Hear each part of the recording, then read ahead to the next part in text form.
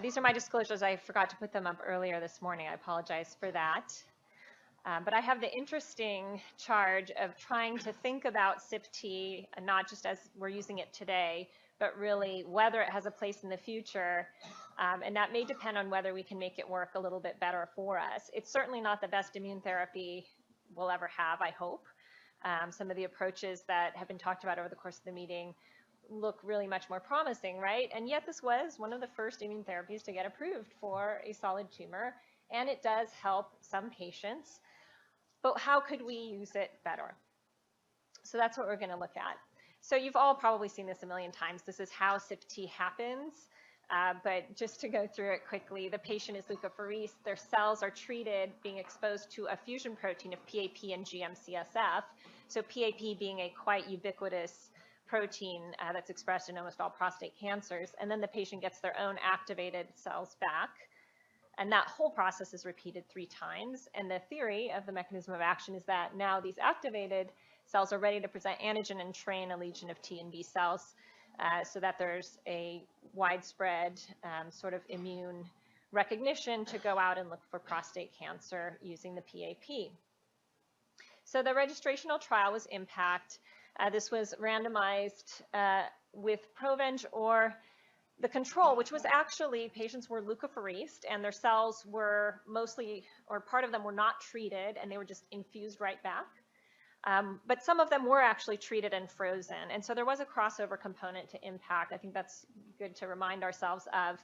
So about 2/3 of the patients at the time of progression who had gotten control got activated cellular immunotherapy that had just been frozen in the interval.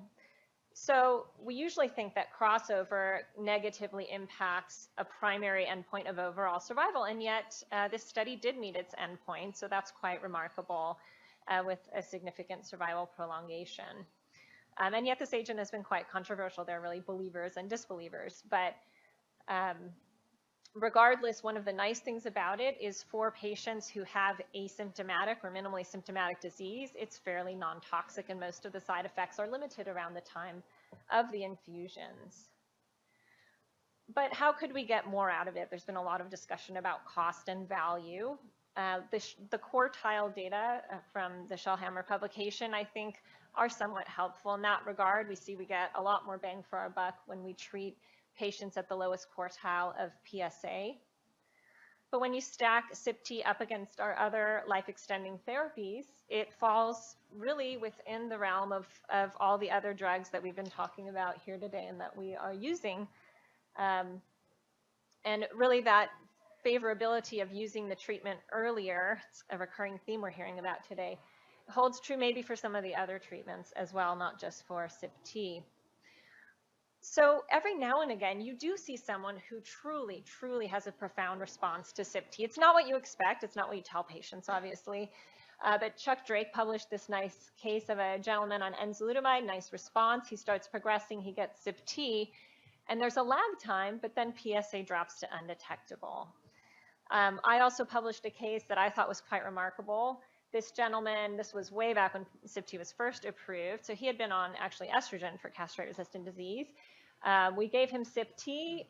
This is, post-treatment, the bone met regresses, PSA goes to 0, and it was actually staying there, so I took him off of his LHRH therapy. That's something we talked about earlier today. So that's a holy grail kind of a remission when someone can have testosterone, and his PSA remained undetectable with normal testosterone for 18 to 24 months before it started rising. So to me, that was very meaningful for him.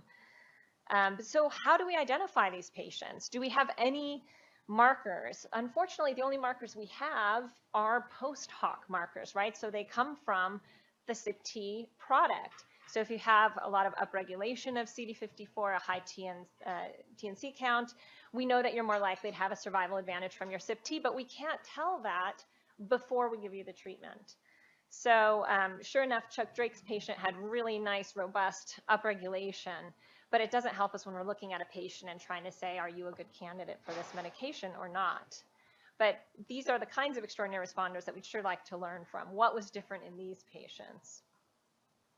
So because USC was a relatively early adapter of CYP-T, we took our first 90-some patients and tried to figure out if we could use clinical parameters to predict for these product parameters that we knew were correlated with survival, as sort of an intermediate first step. And very unsurprising what stands out, right? Good performance status, low PSA, low alk phos, high hemoglobin, high albumin. These things have been popping up again and again as we've been talking about, which patients seem to benefit more from therapies.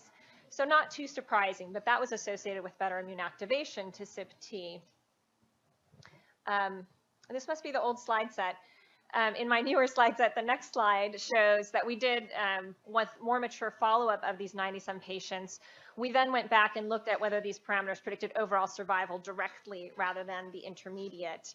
And hemoglobin and albumin both remained significant predictors of patients who had better survival after CYP-T treatment. But for symptomatic disease progression, the hemoglobin fell out and it remained just albumin in the multivariate analysis for that. So these would obviously need to be prospectively validated, but I think there is some value in trying to understand which patients are better candidates than from something we can detect ahead of the treatment before we've given it. So should we use CYP-T even earlier? Right now, we only have data primarily about castration-resistant disease, but there was the PROTECT trial, the P11 study, where they took CYP-T and applied it at biochemical recurrence. Patients got one injection of an LHRH, a 3-month injection, and then got CYP-T or placebo. And then later on, they were eligible for a booster. And a couple pieces of information have come out of this trial, nothing yet that I think can really be practice changing. But the first was quality of life, something that we're paying more attention to, patient-reported outcomes. This was at 13 weeks. This 26-week graphs look very similar. So most patients having similar quality of life before and after CYP-T, which is important. But what's the question we really want to ask here, right? Do we improve their quality of life by delaying the need for more androgen deprivation therapy? And we can't tell that with the 13 and 26-week data. We would need longer-term follow-up. The second piece of data that's come out is this proof of principle that immune therapy, particularly CYP-T in this case, generates long-lasting immune activation. So these were the patients who between 5 and 10 years later from the PROTECT study received a booster round. And in their first bag, their first product, they showed evidence already of higher levels of activation than they had in their first bag before they had ever received CYP-T. So nothing we can actually use to say we should treat patients earlier, but hopefully more data will emerge from this study. And I think we all believe that immune therapy will best be used when it's used early. Oh, here's the slide. It just got mixed up somehow. All right, so if we're trying to understand where to go, again, I think it's helpful to look where we've been. We've had a really mixed success of immune therapy in prostate cancer. CYP-T was found to prolong survival in the absence of PSA sort of responses or immediate delay in progression. Similar story with PSA Tricom, right, PROSVAC. So another single antigen type strategy that also shows overall survival without necessarily progression. Ipilimumab was relatively different, right? We saw objective responses, but it was negative in the phase 3 for overall survival. Tisquinimod recently reported as negative. And then the GVAX experience, which was about as negative as it can get, they went head-to-head against docetaxel or in combination. This, you'll recall, was 2 different prostate cancer cell lines, deactivated, irradiated, and then injected together with some immune stimulants. So I think there's a lot we could potentially learn from why those strategies failed when we're trying to look at optimizing immune therapy for prostate cancer. Is it for CYP-T the fact that it's activated ex vivo? So that's something that the CYP-T folks talk about, right? That this step where antigen presentation is getting activated is not done inside the immunosuppressive cancer host. Is it that it induces both B and T cell responses?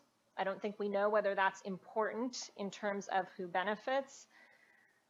And someone mentioned earlier that neoadjuvant is a great way to study how these things work. And there was a neoadjuvant CYP-T study prior to prostatectomy. And sure enough, we saw evidence that there was increased tumor infiltrating lymphocytes, but not into the tumor, really only at the tumor stroma interface. So does this say anything about why CYP-T works in the kinetics that it works. What's happening here? Do we need to see those cells moving in? I think there's a lot that could be learned from these types of studies. What are these T cell populations? Are they active? Are they expressing PD-1 or PD-L1? We don't know. So I thought of maybe three major buckets of how we might get more utility out of CYP-T. So one is what I think of as a push-pull, right? A lot of our immune therapies push the immune system, but do we need something to draw them in? Do we need something to pull them to where the cancer cells are? And that's maybe part of the concept behind using radiation to start the process of releasing antigens to then draw in an activated immune system. The second thing could be that we activate these cells with CYP-T and we infuse them and they set up a whole army, and yet at the moment when that army meets the tumor cell, it's turned off by one of the checkpoints. So partnering with a checkpoint inhibitor makes some sense if that's what is preventing this from being a more successful drug. And then the third thing is maybe the immune activation that occurs just isn't strong enough. We don't get autoimmune activity like you do with ipilimumab. It's clearly a different magnitude of response. And so there's this interesting trial going on right now with Site 107. So with the first strategy, this was a nice review paper in Oncotarget showing the fact that when you treat cells with radiation, the way they die is different than the way cells might die through other forms of triggered death. And in this form, they release a lot of antigen and can be immune stimulatory. So that sets the foundation for combining radiation and immune therapy. And that's been done. So this is Susan Slovin's study. I'm sorry, I don't have the proper citation up on this slide, where ipilimumab was given either within 24 to 48 hours after a single fraction of radiation to a bone metastasis. So trying to trigger release of antigens and then hitting with the ipi, versus giving the ipilimumab alone. The cream bars are time to response, and it looks like maybe there's some kind of sense that maybe it's a quicker time to response with the radiation, but what we care about in immune therapy, right, the big promise is durability of responses, and I don't think we see any kind of signal. Granted, this is a very small experience, but there's not overwhelming sense here that the radiation helped. Maybe part of the problem is the sequencing. I think a lot of people believe that starting with the immune therapy and then doing the radiation might be more successful. So there's still a lot we have to learn here, but there are ongoing trials with CYP-T specifically, asking the question of combining it with radiation. And there's one also with radium-223, which should be very interesting. Radiation's not the only modality we could apply to try to induce antigen release. Radiofrequency ablation with heat or cryoablation also have been shown, and there have been some studies in prostate using cryoablation followed by immune modulators. But when we're dealing with bone metastases, radiation being a standard and kind of accepted modality is probably the easiest way forward. Adding an immune checkpoint inhibitor makes good sense. You've seen the mechanism of action a million times. So ipilimumab clearly has activity in prostate. You can see really nice tumor regression, but at the cost of a lot of toxicity. And in a disease like prostate cancer, where we have many therapeutic choices and people living a long time, we can't accept early fatalities. We can't accept this degree of toxicity. But fortunately, with some of the newer checkpoint inhibitors, and you've seen variations of this slide all day, either removing checkpoint inhibition or actually activating T cells, that perhaps we could get more out of CYP-T, that it wouldn't be turned off at the interface with the tumor. So there is a study ongoing of CYP-T with immediate or delayed ipilimumab, and there's also one using a different, a PD-1 inhibitor, CT011, and cyclophosphamide to decrease Tregs. And then finally, that third strategy, what I call goosing it. So Site 107 is an interleukin-7, so kind of a non-specific T cell activator. So this is a very interesting study being run through the cytokine group led by Larry Fong at UCSF, either observing patients after they've completed their standard CYP-T or within 3 to 7 days after their first CYP-T, starting weekly subcutaneous IL-7 for 4 doses. And they're going to do some really nice work trying to see proof of principle, whether we get more immune activation. I think it's a study that we'll learn a lot from. So in summary, CYP-T clearly has benefited our patients. I'm a believer.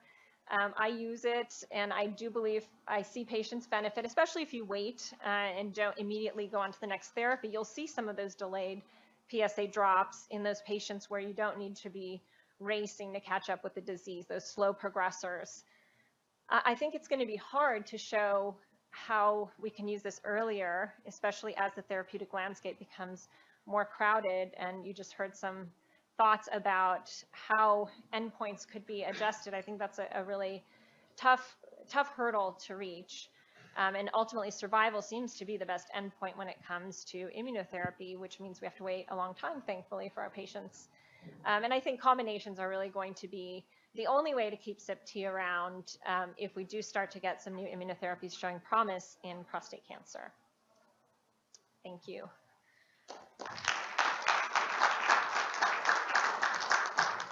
Dr. Stadler.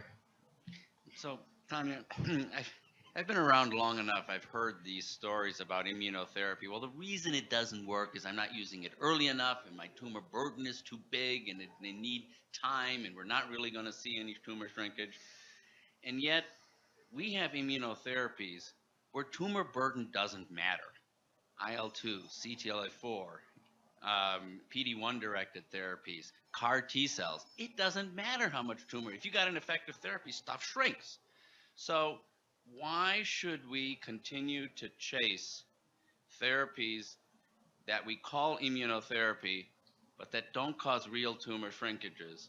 Why are we spending our time with this? Well, I think we're spending our time because it's what we have, right? So when we have other treatments, I think CYP-T, it's cumbersome, it's expensive. I don't think it will have the same kind of role, but when it's what you've got, until we get something else, I do think that it's worth spending a little effort trying to understand. It's not that it never shrinks. You saw a couple cases of response. It's just that it's so rare. And why is that? I don't think we have ever answered that question. It may be not strong enough, and maybe partnering it with a stronger agent in a smaller dose so that it's not as toxic, like ipilimumab could be. And I think that those are all reasonable hypotheses.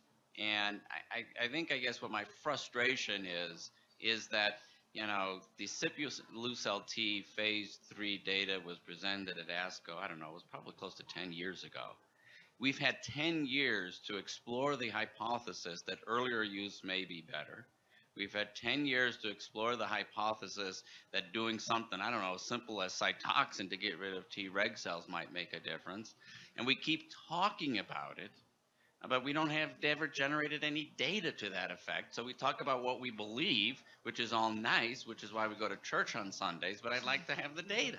I share your frustration. I think it's a missed opportunity. And there was the PROTECT study, but I don't know if that study was large enough to really answer the question, unfortunately. So how do I follow that? No, actually, I should have asked Pam Sharma this many, many times, or Chuck Drake, but are people impressed with the level of CD8 positive T cell infiltration in prostate cancers? Any of them at baseline or after CTLA-4 blockade or after vaccination, because that seems to be really important. And when, you know, looking at bladder cancers, there is very, very clear heterogeneity such that one of the subtypes is totally devoid of any immune signature at baseline. And when we look at prostate cancers tests, they look like that subtype. So in your opinion, or maybe we'll hear about it later, has somebody really looked at this really carefully to see if that kind of stuff is going on, whether it's on the edges of the tumor, which we know doesn't work well in lung or melanoma? I don't think people have, unless anyone here, we have a lot of great minds in the room, if someone knows differently. I don't think we have, and I was underwhelmed, honestly, by the that's gotta be done. I mean, that is just so obviously associated with response and all these other tumors. Right.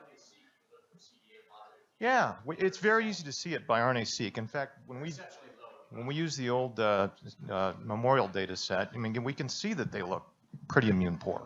I mean, so what we'd want to We've know actually, is, people have actually looked, there is actually some data looking at TCGA, which is primary tumor data, but prostate has one of the lowest Yeah.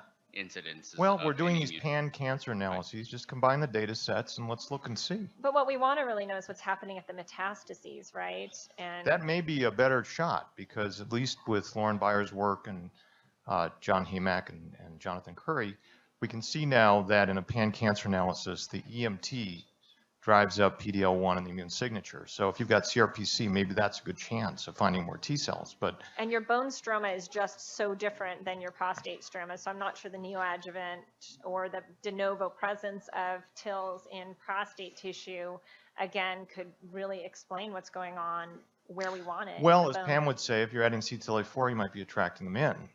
Or when we use interferon in renal or bladder cancer, we might be pulling them in. But at baseline, it doesn't look like there's much going on in there. Yeah, And this field is begging for more research on that. I agree. Wanted to respond to my good friend Walter Stadler, south of the border. One question is, when do those therapies that you talked about actually work? So look at this huge success of anti-PD-1, and it's in tumors. You know, the greatest success has been in melanoma and other diseases where you have those T cells exactly in your tumor. And So high what is it mutational working load. on? It's working on the T cells. And so this is what we're missing. But if you had to take a disease where you would think that vaccines would work, it'd be melanoma. And what's been the success rate of vaccines in melanoma compared with prostate cancer? So I think it's a combination of both. We need the T cells there, and we need them, and we need to, manage them. So I think it's a combination of those things. I think it speaks to how little we really understand. The immune system is just so complicated as to what makes it successful. Maybe it was sort of a stroke of luck. A couple of points. The first is that the recent randomized trial we did with Chuck Drake and Emmanuel, you're here. Emmanuel, you should speak to our antigen spread data, which I'll speak to. I mean, we just submitted it, and it's pretty interesting that Chuck shows using an antibody array technology that you can get a significant number of upregulation, not only of antibodies in general, but also very specific antibodies. So Right, and it goes from PAP to many other different antigens. It's not just a T cell, it's a B cell, and it's a polyclonal B cell response. And then the other issue is that prostate cancer, by virtue of its Wnt pathway, is probably highly immunosuppressive. And the Tom Gajewski paper in Nature not long ago suggests that the Wnt pathway is highly upregulated in melanoma specimens that do not respond to PD-L1. And so he suggests that it is one of the pathways that certain cell populations upregulate to avoid immunologic attack. And it's where is Wnt upregulated? It's prostate and colon. So, and those are two that we have the hardest time with. So I don't think we should abandon it. And yes, we do have a tool, it's just not very strong. Well put.